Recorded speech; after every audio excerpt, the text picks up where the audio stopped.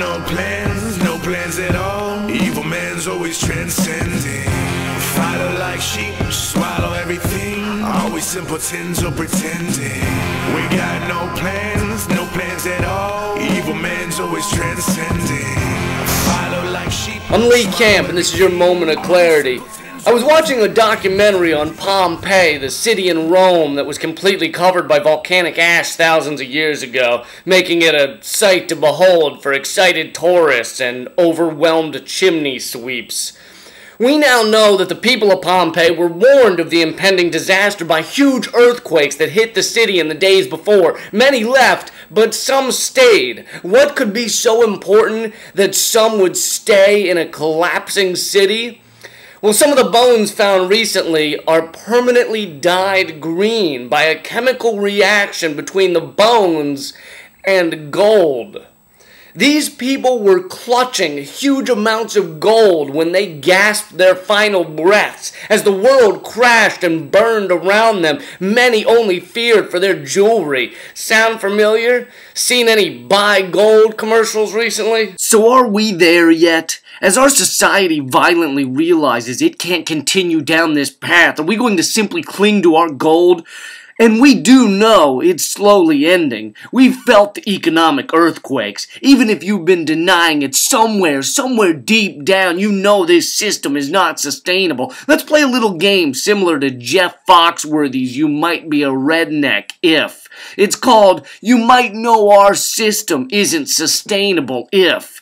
When you see a homeless man shiver on a street corner while being passed by a dog wearing a turtleneck, you might know our system isn't sustainable. When you hear the U.S. has the most obese people in the world and the most anorexic people in the world at the same fucking time, you might know our system isn't sustainable. When you read in Us Weekly that a supermodel has sued her ex-husband for $46,000 per month for child support, you might know our system isn't sustainable.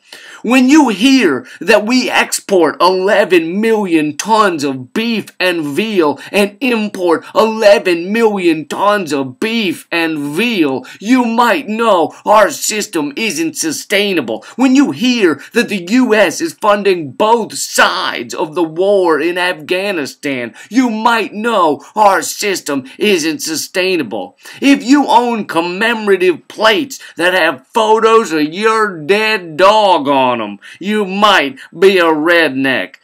Oh, sorry, that last one was Jeff Foxworthy's list.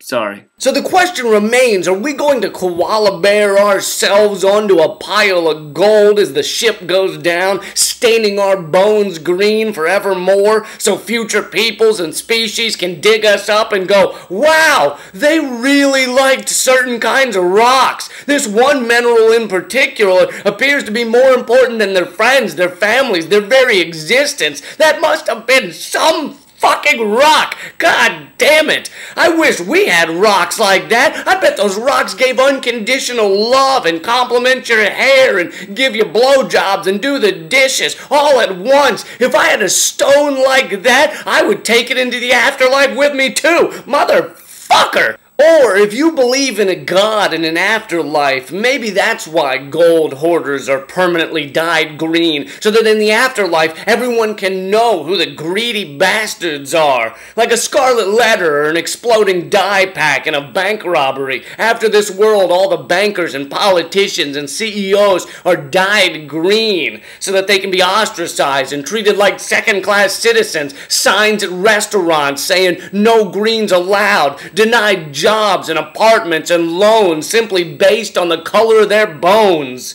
Now that is an afterlife I could believe in.